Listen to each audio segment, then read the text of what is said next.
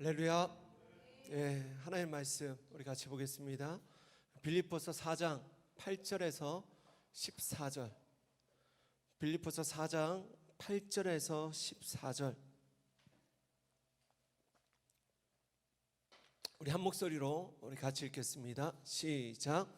끝으로 형제들아, 무엇에든지 참되며 무엇에든지 경건하며 무엇에든지 옳으며 무엇에든지 정결하며 무엇에든지 사랑받을 만하며 무엇에든지 칭찬받을 만하며 무슨 덕이 있든지 무슨 기림이 있든지 이것들을 생각하라.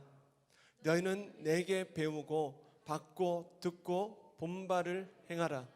그리하면 평강의 하나님이 너희와 함께 계시리라. 내가 주 안에서 크게 기뻐함은 너희가 나를 생각하던 것이 이제 다시 싹이 남이니 너희가 또한 이를 위하여 생각은 하였으나 기회가 없었느니라. 내가 궁핍함으로 말하는 것이 아니니라. 어떠한 형편에든지 나는 자족하기를 배웠노니 나는 비천에 처할 줄도 알고 풍부에 처할 줄도 알아. 모든 일 곧 배부름과 배고픔과 풍부와 궁핍해도 처할 줄 아는 일체의 비결을 배웠노라. 내게 능력 주시는 자 안에서 내가 모든 것을 할 수 있느니라. 그러나 너희가 내 괴로움에 함께 참여하였으니 잘하였도다. 아멘. 우리 13절 말씀 한번 좀 띄워주시겠습니까? 13절. 우리 아동부 왜 말씀을 안 읽죠? 아동부만 13절만 우리 같이 읽겠습니다. 시작.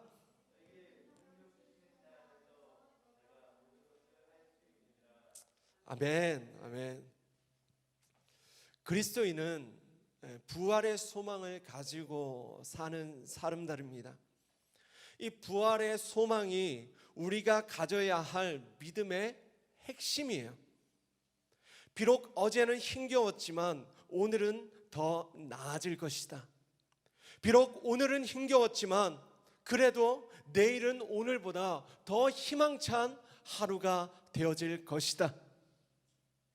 이 믿음을 포기치 않는 사람들, 부활하신 그리스도를 믿기에 오직 하나님께 소망을 두는 싸움을 멈추지 않는 사람들을 바로 그리스도인이라 말하는 것입니다.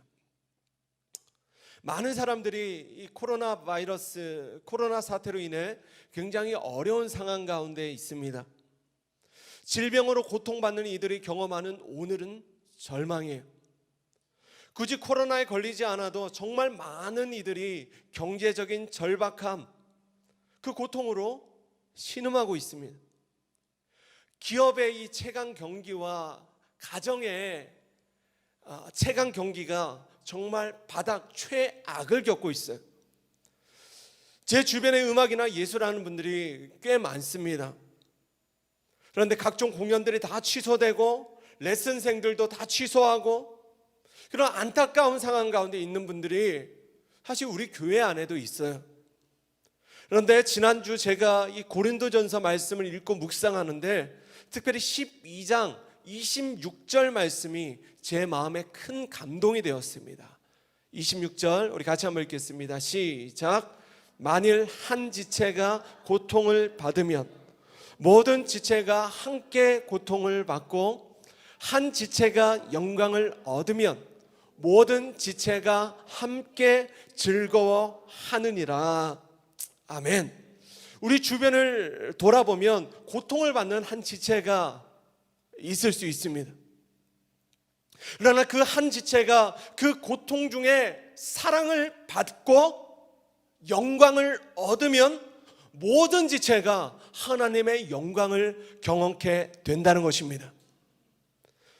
많은 전문가들이 이 코로나가 이달 말에 정점을 찍고 완화될 것이다 라고 예견해요. 4월까지는 긴장해야 되고 5월부터는 좀 무뎌질 것이고 6월 정도 되면 우리가 일상생활로 정상적인 삶으로 돌아갈 수 있지 않을까 조심스러운 추측을 해봅니다. 그러나 특별한 일이 일어나지 않는 한 대한민국의 경제는요 계속해서 어려워질 거예요. 우리를 위협하는 생존의 덫은 계속해서 점점 그 족쇄를 죄어 올 것입니다. 더 우려가 되는 것은 지난 2달 동안 이 나라 국민들의 마음이 너무 위축되어 버렸다는 거예요. 마음의 여유가 없습니다. 그 표정에 웃음이 없어요. 코로나 바이러스보다 더 큰 염려와 두려움의 바이러스, 불신의 바이러스가 세상에 가득하고, 그것이 심지어는 이 교회 안에까지 침투하고 있는 거예요. 1895년 대한민국의 첫 교회가 세워진 이래 처음으로 예배가 중단되어지는 이 초유의 사태를 우리는 경험하고 있습니다. 정부가 앞장서서 교회가 예배를 중단할 것을 권면하고 있어요. 지난주에 어떤 한 지방의 한 자치단체는요, 모든 교회 예배를 중단하십시오. 예배 드리면 벌금을 매기겠습니다. 벌금 300만 원. 이런 말도 안 되는 공문을 내렸다가 지역교회들이 항의하고 이 공문을 취소하는 일도 있었습니다. 인터넷으로 예배를 드리는 게 불신앙인가? 저는 절대로 그렇게 생각하지 않습니다. 설사 내 몸이 지금 이 교회에 있다고 하더라도 그 마음이 다른 곳에 있다고 하면 그것이야말로 불신앙이 되어지는 것입니다. 할렐루야. 오늘 예배를 드리는데 아주 계시적이에요. 우리 에녹이가 예배를 드리는데 5분은 놀이터에 마음이, 5분은 다시 돌아왔다가, 5분은 집에 갔다가 또 5분은 돌아왔다가, 지금 또 계속 갔다가 왔다가 그렇게 예배를 드리고 있어요.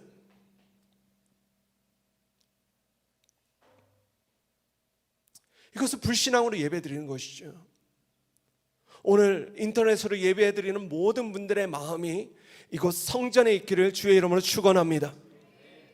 때문에 우리가 인터넷으로 예배하는 지금은 그렇게 전에 잘못했던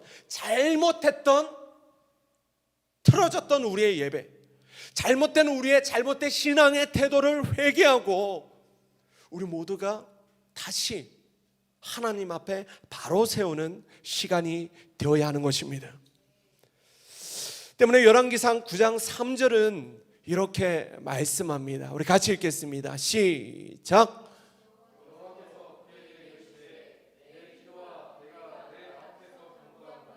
내가 들었은즉 나는 내가 건축한 이 성전을 거룩하게 구별하여 내 이름을 영원히 그곳에 두며 내 눈길과 내 마음이 항상 거기에 있으리니.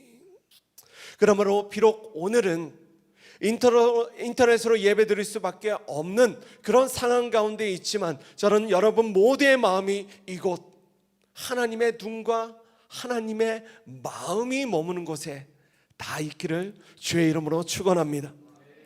무엇보다 하나님은 현재의 고난을 마주하는 우리의 자세가 적어도 예수님을 믿지 않는 이들과는 달라야 함을 말씀하고 계십니다.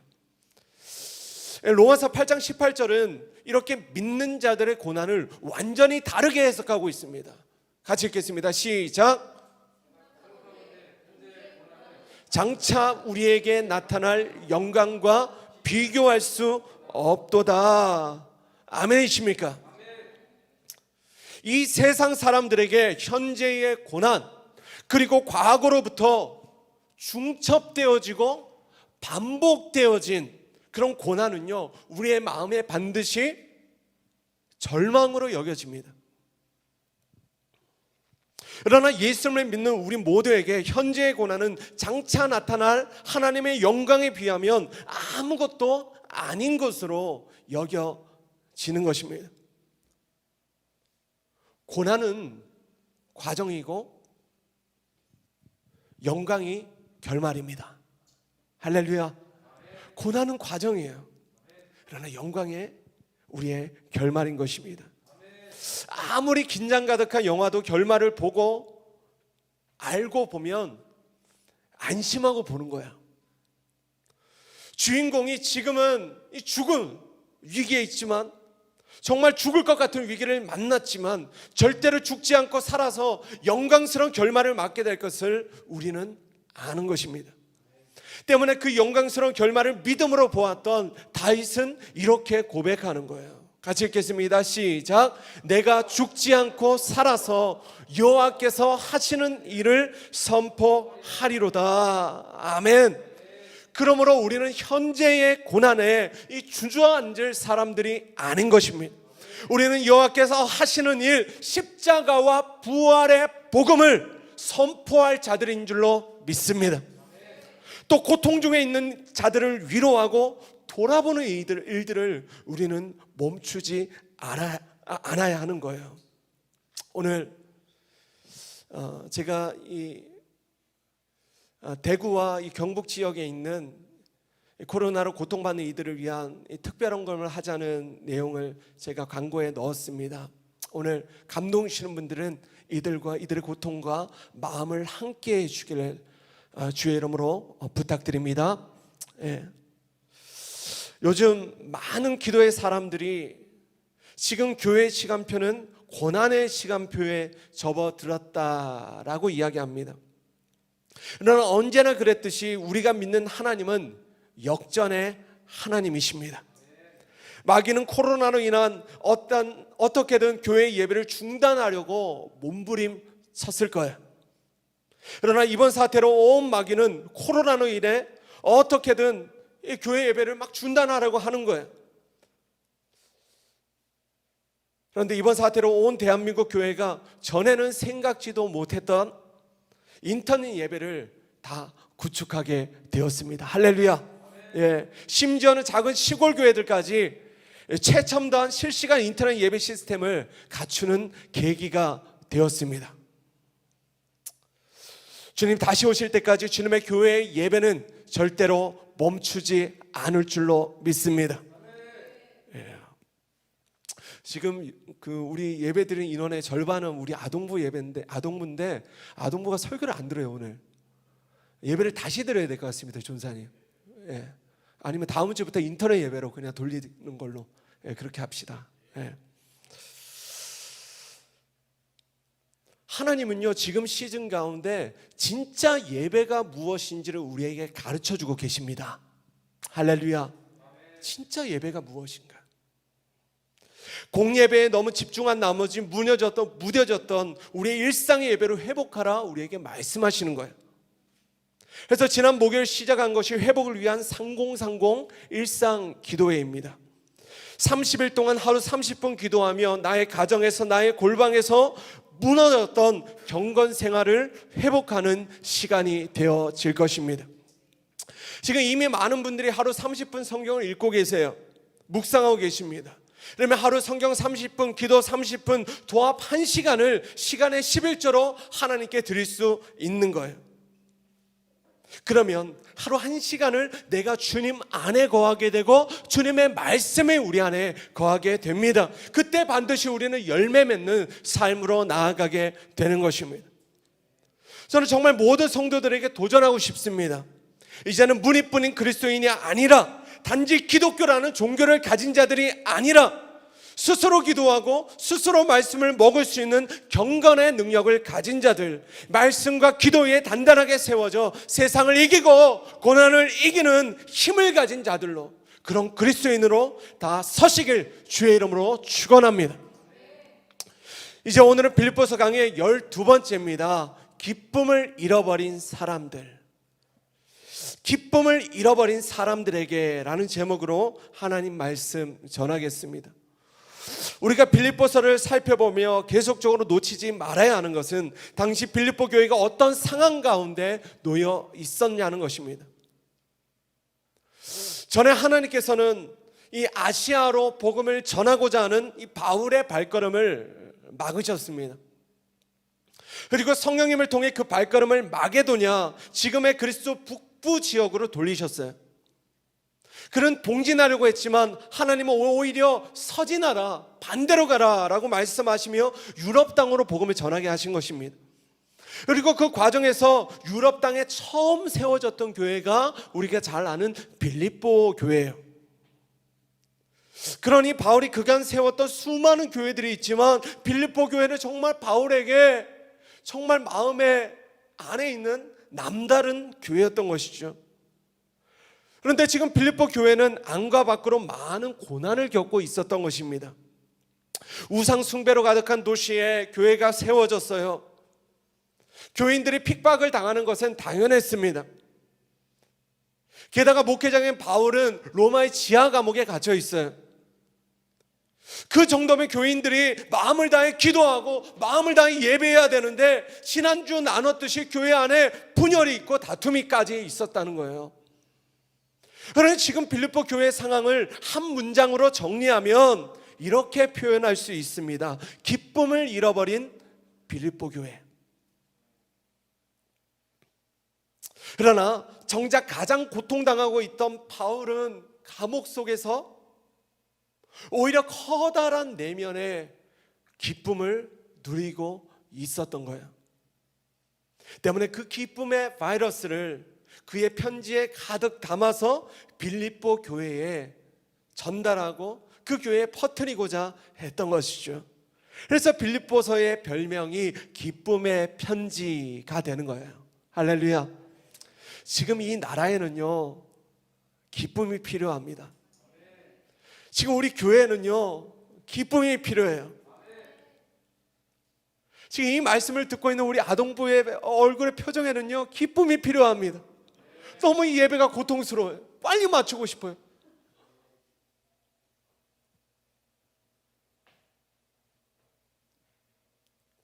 지난주 3030 기도회에 성도님들 같이 동참하십시오. 동참합시다. 그랬더니 우리 현슬 전사님의 동원 참치, 말도 안 되는 이런 유머를 치셨어요. 그런데요, 지금 시즌은요, 이런 말도 안 되는 유머들이 필요합니다. 기쁨이 필요해. 할렐루야. 네. 어떻게든 위축되는 우리의 가슴과 잔뜩 움츠린 우리의 어깨를 다시 펴야 될 때인 것입니다. 왜냐하면 그래야만 다시 주님의 얼굴이 보이는 거예요. 그래야만 믿음의 눈이 다시 열려지는 것입니다. 이 땅의 권세를 가진 마귀는 계속적으로 생활의 염려, 질병에 대한 염려를 우리의 생각 안에 자꾸만 넣어줍니다. 염려는 무엇으로 이겨요? 기도로 이겨요. 할렐루야. 네. 그런데 마귀는 더 염려하게 만들어서 우리가 아예 기도할 생각을 못하게 해요.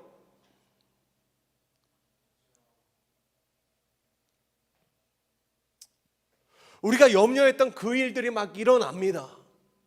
내가 염려했는데 막 그 일들이 막 일어나는 거예요. 코로나 걸리면 어떡하지 하는데 막 기침이 콜록콜록 나오는 거예요. 어떡하지? 그러면 우리는 무엇을 해야 돼요? 근심을 하기 시작해요. 근심. 그런데 근심은 무엇으로 이겨요? 기쁨으로 이겨요. 할렐루야.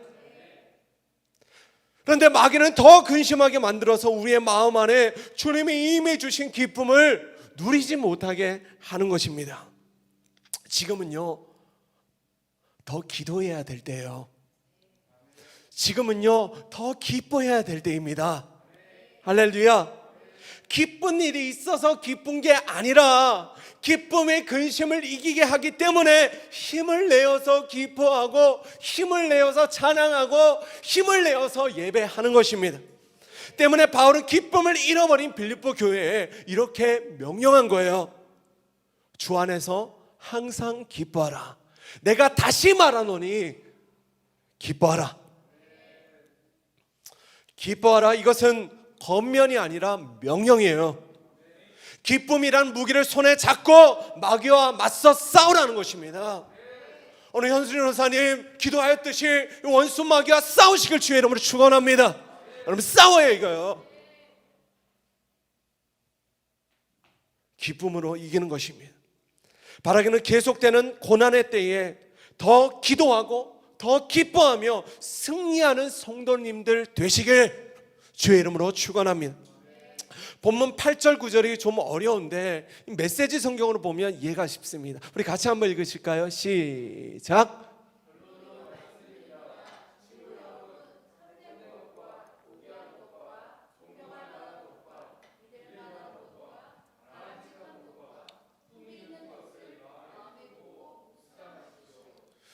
최악이 아니라 최선을, 추한 것이 아니라 아름다운 것을, 저주할 만한 일이 아니라 칭찬할 만한 일을 생각하십시오. 내게서 배운 것과 여러분이 듣고 보고 깨달은 것을 실천하십시오.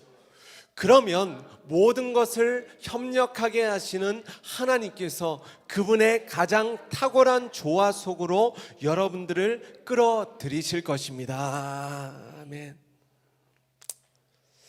이제 바울이 그의 편지를 요약하고 정리하는 거예요. 한 문장으로 요약하면 이렇습니다. 한번 따라합시다. 좋은 것들을 생각하고 배운 것들을 실천하라.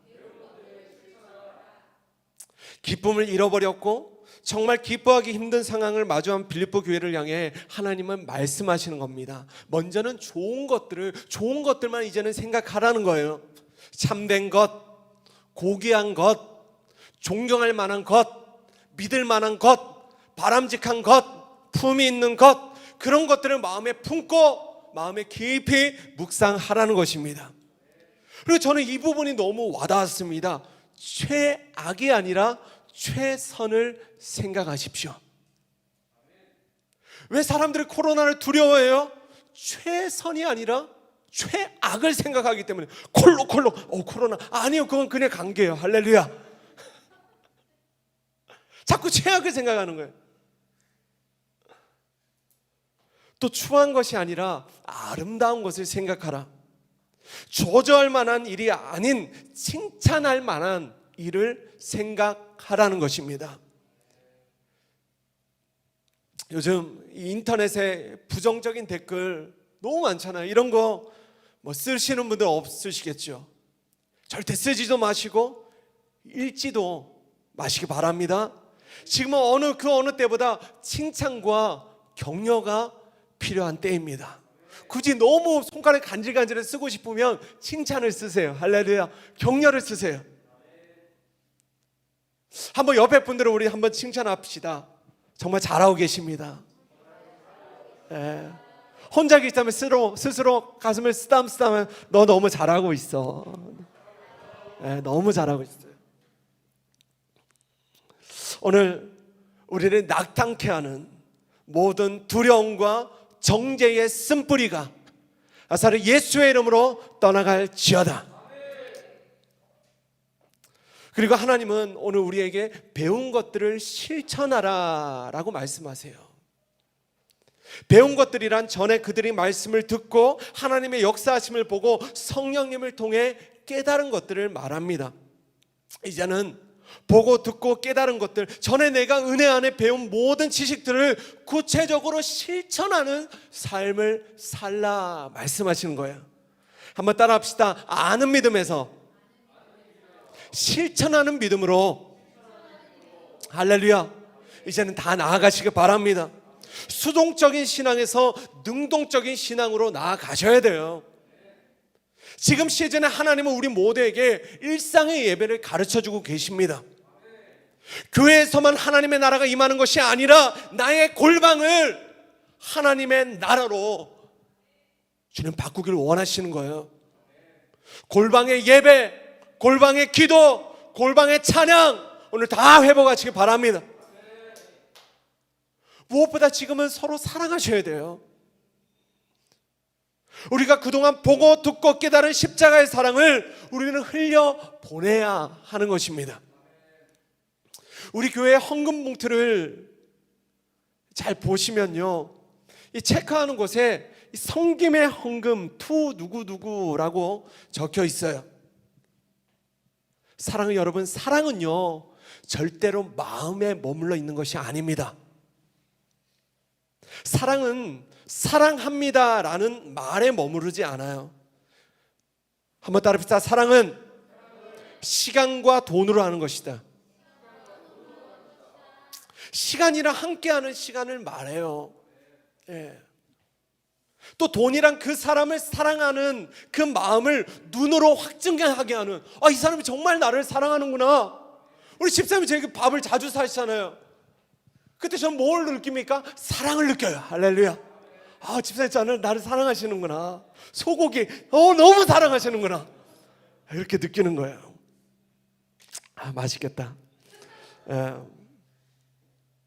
때문에 요한일서 3장 18절에 이렇게 말씀합니다. 같이 읽겠습니다. 시작. 자녀들아, 우리가 말과 혀로만 사랑하지 말고 행함과 진실함으로 하자. 아멘. 시간과 돈, 그 안에 진실한 사랑의 마음이 담길 때 비로소 사랑은 실천이 되어지는 것입니다. 우리 청년의 때에는 돈이 없잖아요. 그때 뭘로 사랑합니까? 시간으로 하는 거예요. 할렐루야. 우리 작년에 되면 돈이 좀 생겨요. 그때는 뭘로 합니까? 돈으로 하시는 거예요. 저는 이 사랑의 나눔, 섬김의 무브먼트가 우리 교회 안에 가득 일어나길 주의 이름으로 축원합니다. 그래서 우리가 좋은 것들을 생각하고 배운 것들을 실천할 때에 모든 것이 합력하게 하여 선을 이루시는 우리 하나님의 평화가 모든 사람 안에 나타나고 가득 채워지게 되는 거예요. 이제 본문 10절에서 14절은 우리가 많이 읽어왔던 구절이에요. 특히 13절은 많은 분들이 암송하고 계신 구절이죠. 내게 능력 주신 자 안에서 내가 모든 것을 할 수 있느니라. 우리 이 말씀을 분명히 믿어요. 할렐루야. 우리에게 능력 주신 자 안에 있으면 우리는 모든 것을 할 수 있음을 믿습니다. 그런데 모든 성경 구절이 그렇듯이 이 한 구절만으로 은혜 받기보다는 그 전체적인 문맥을 우리가 보는 것이 정말 중요합니다. 그래서 이 구절도 왜 사도 바울이 이런 고백을 하게 되었는가, 그 배경 지식을 우리가 좀 알 필요가 있어요. 자, 10절이에요. 10절 같이 읽겠습니다. 시작.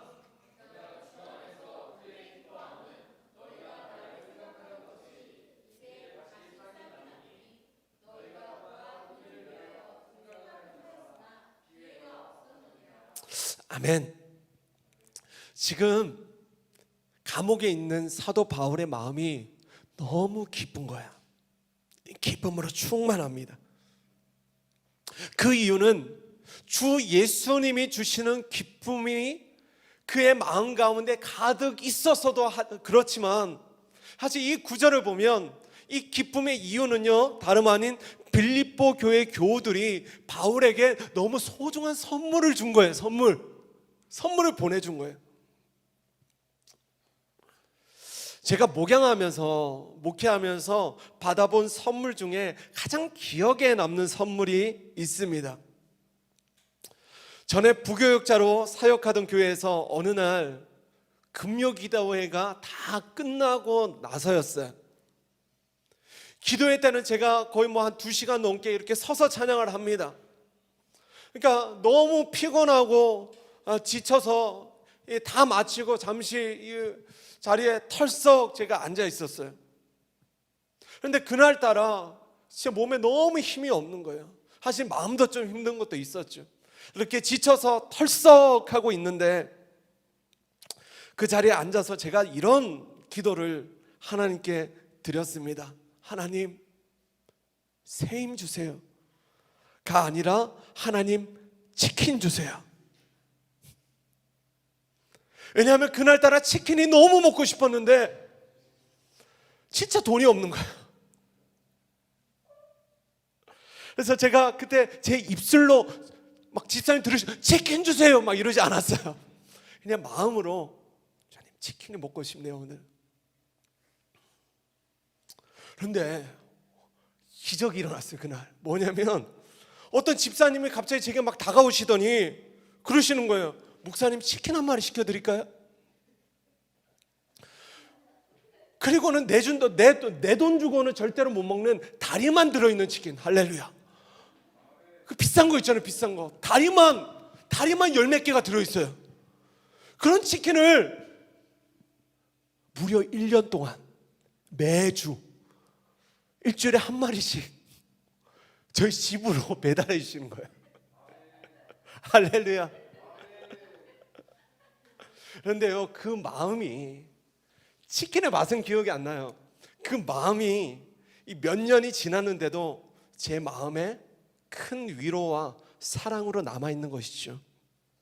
사도 바울이 그렇게 소중한 선물을 받은 거예요. 그게 구체적으로 어떤 선물인지는 잘 몰라요. 돈일 수도 있고 어떤 필요한 생필품일 수도 있습니다. 때문에 바울은 그 선물을 받고 자신의 마음속에 있는 너무나 큰 감사와 기쁨을 편지에 담아 빌립보 교회에 보낸 거예요. 이해가 되십니까? 그래서 이어서 11절 12절에 그가 지난 20년 동안 예수님을 만난 다음 20년 동안 복음 사역을 감당하며 보고 듣고 깨달은 배운 모든 것들, 다른 말로 일체의 비결, 믿음의 비결을 빌립보 교인들에게 그 믿음의 정수를 정말 가르쳐주길 원했던 거예요. 그래서 11절 12절 같이 읽겠습니다. 시작. 어떠한 형편에든지 나는 자족하기를 배웠노니 나는 비천에 처할 줄도 알고 풍부에 처할 줄도 알아. 모든 일 곧 배부름과 배고픔과 풍부와 궁핍에도 처할 줄 아는 일체의 비결을 배웠노라. 여기서 바울이 빌립보 성도들에게, 그리고 나도 모르게 어느새 기쁨을 잃어버린 이 시대의 모든 그리스도인에게 주는 너무나 중요한 두 가지 레슨이 있습니다. 첫째는요, 자족함을 배우라는 것입니다. 여러분, 자족함을 배우시기 바랍니다. 이건 우리가 반드시 배워야 할 믿음의 태도예요. 자족이란 더 이상 무언가를 가지지 않아도 이미 행복하다 느끼는 마음을 말합니다. 때문에 자족은요, 만족과는 완전히 다른 것입니다. 만족은 이런 거예요. 내가 원하는 그것을 가져야만이 행복하다 느끼는 마음이에요. 사실 우리 모두가 욕심이 많지는 않잖아요, 그렇죠? 여기 욕심 많은 사람이 누가 있습니까? 그냥 딱 이 정도만 있으면 좋겠다 싶은 정도가 조금씩 다를 뿐이지, 남들처럼 대단한 욕심을 가진 분들은 적어도 오늘 설교를 듣는 모든 분들 중에는 없을 거예요. 그러나 바울이 배웠다는 자족함은 내가 원하는 이 정도를 가질 때 만족하는 마음을 말하지 않습니다. 지금도 충분히 행복한 거예요. 내가 딱 가졌으면 좋겠다, 그것이 없어도 나는 여전히 자족, 충분한 것입니다. 저와 아내가 결혼하고 딱 7개월을 신혼집에 둘이 살아보고요, 우리 가족만 살아보고 그 후에 6년 동안 저희 가족만 따로 살아본 적이 없었습니다. 유학생활이 너무 어려우니까 남들이랑, 생판 모르는 남들이랑 집을 같이 쉐어해서 살았어요. 그리고 한국 와서는 일정 또 기간 동안 집이 없어서 우리 장모님 댁에서 처가살이도 하고 그랬습니다. 그래도 어느 날 6년이 지나고 15평 되는 아파트에 아내, 저, 그리고 아들, 딸 네 식구만 사는 방 2개, 화장실 하나짜리 집에 딱 들어서는데 천국이 따로 없는 거예요. 숨통이 탁 트이더라고요. 너무 행복했습니다. 그런데요, 천국과 같던 그 집이 딱 3달 사니까 좁더군요. 집이 좁아져요. 넷이 사니까 좁은 거예요. 그때 어떻게 느껴요? 방이 딱 3개만 되는 집으로 가면 너무 좋겠다라는 생각이 들어오더라고요. 제가 지금 살고 있는 집은 너무 좋습니다. 교회를 개척하고 이렇게 좋은 집에 살아도 되나 싶을 정도로 하나님께서 좋은 집으로 인도해 주셨어요. 처음 이사 간 날 우리 아이들이 다른 애들보다 너무 좋아했습니다. 그래서 그 행복해하는, 너무 좋아하는 아이들 그 얼굴에 대고 제가 바로 이런 이야기를 했어요. 애노가, 지아야, 지금 집이 너무 좋다, 그치? 그러니까 네! 그런 거예요. 그리고 제가 바로 이런 말을 했습니다. 눈을 쳐다보면서, 얘들아, 그런데 또 우리는 언제든지 지금보다 더 좋고 더 불편한 집으로 갈 준비를 해야 해. 그때도 감사해야 돼. 알겠지? 그러니까 애들이 네 그러는 거예요. 이게 뭡니까? 자족을 가르치는 거예요. 자족. 우리 부모님들은 반드시 자녀들에게 자족을 가르치셔야 됩니다. 자녀들은 이 자족을 반드시 배우셔야 돼요. 우리 자녀들 자족을 배우시기 바랍니다.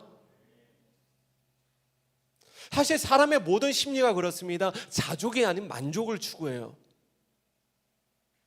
그러나 진짜 행복한 신앙생활은 만족을 추구하는 것이 아니라 자족을 추구하는 것입니다. 여러분, 자족을 배우셔야 돼요. 한번 스스로에게 한번 믿음으로 한번 고백했어요. 지금도 충분하다. 지금도 충분해요. 인생이 정말 불행하다 느끼는 이유는 자족을 배우지 못해서 그렇습니다. 주님이 지금 내게 주신 것들에 만족하지 못해서 불행한 것이죠. 무엇보다 이미 우리 모두는 예수님을 믿고 세상보다 크신 예수님을 가진 자들이 다 되었습니다. 할렐루야. 때문에 우리는 예수님 한 분이면 충분한 거예요. 한번 따라합시다. 나는 주님 한 분이면 충분합니다. 이 고백을 주님 품에 안겨드릴 수 있는 사람, 바로 그가 자족을 배운 사람인 거예요. 여러분, 좀 배운 사람이 되시기 바랍니다. 배운 사람이 되셔요.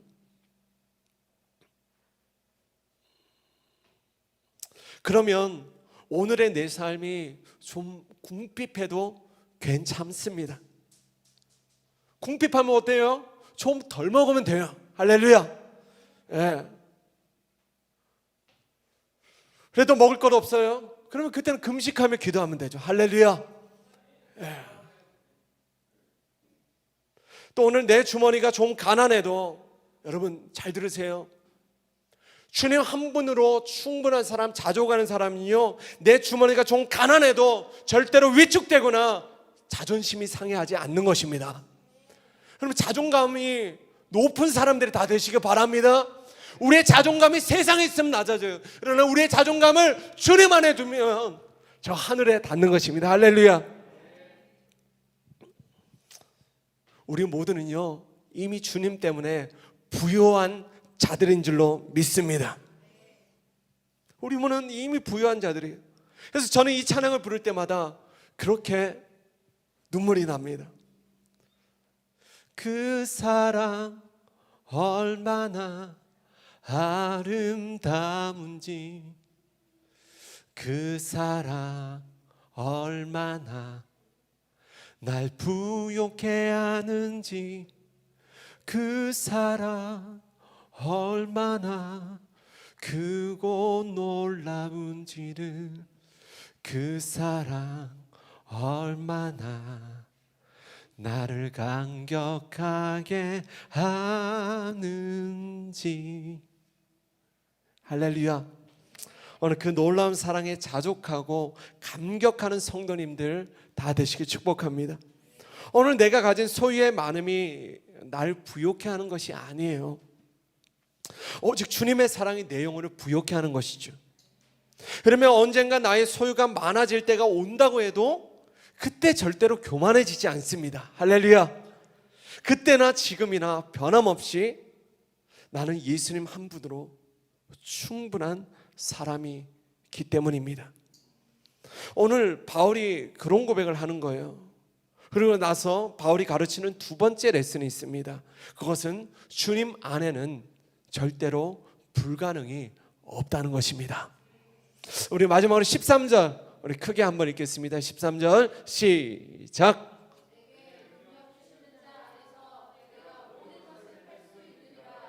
아멘, 아멘. 내게 능력 주시는 자 안에서 내가 모든 것을 할 수 있느니라. 이제 말씀을 정리합니다.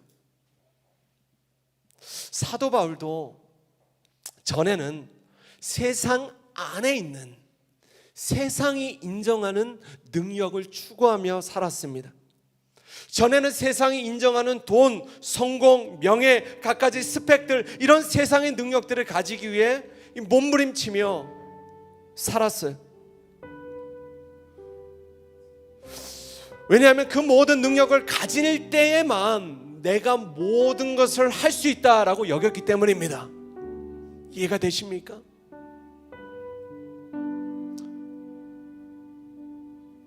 오늘 우리 모두가 회개해야 될 게 뭐예요? 내게 능력 주시는 자 안에서 네가 모든 것을 할 수 있다라고 말씀하셨는데, 우리는 세상에 주는 돈, 세상 안에 있는 성공, 어떤 스펙들, 그것들을 내가 가질 때에 내가 모든 것을 할 수 있다, 아니 모든 것까지는 아니더라도 내가 더 많은 것을 할 수 있다 라고 생각하고 살았잖아요. 우리 이 생각은 오늘 회개해야 하는 것입니다. 사도 바울이 예수님을 만나고 20년 동안 보고 듣고 깨달으며 배우게 된 믿음의 실제가 뭐예요? 내가 세상의 능력을 소유하며 모든 것을 할 수 있는 것이 아니라 내게 능력 주시는 분, 그 한 분을 내가 소유할 때에 내가 모든 것을 할 수 있다. 이 놀라운 믿음을 배우게 된 것입니다.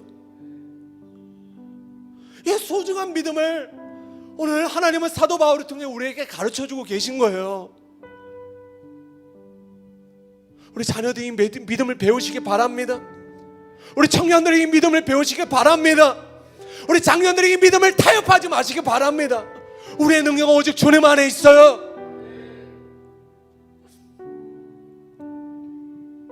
오늘 우리가 기억해야 할 몇 가지가 있습니다. 한번 따라 하시겠습니다. 좋은 것들만 생각하자. 배운 것들을 실천하자.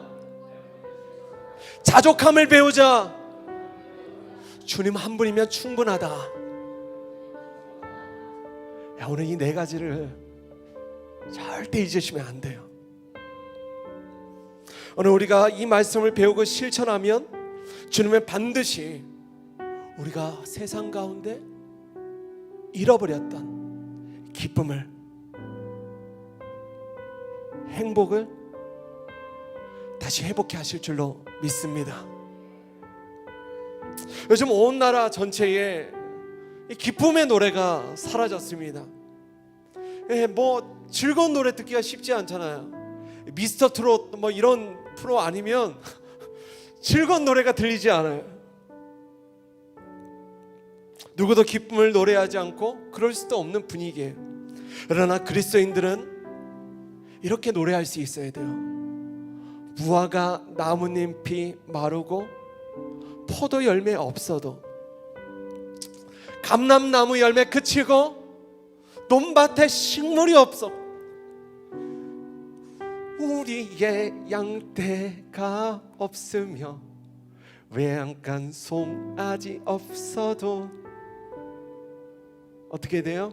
난 여호와로 즐거워하리, 난 여호와로 즐거워하리, 난 구원의 하나님을 인해 기뻐하리라.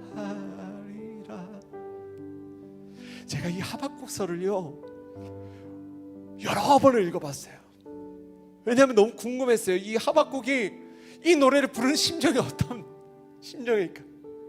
근데 이런 것 같아요. 너무 괴로우니까 눈은 막 펑펑 우는데 마음은 기쁜 거예요. 눈은 펑펑 울고 입은 울고 있고, 난 여호와로 즐거워하리, 난 여호와로 즐거워하리.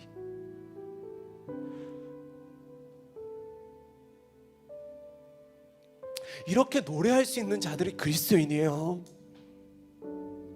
이렇게 노래할 수 있다는 것이 예수님을 믿는다는 거예요.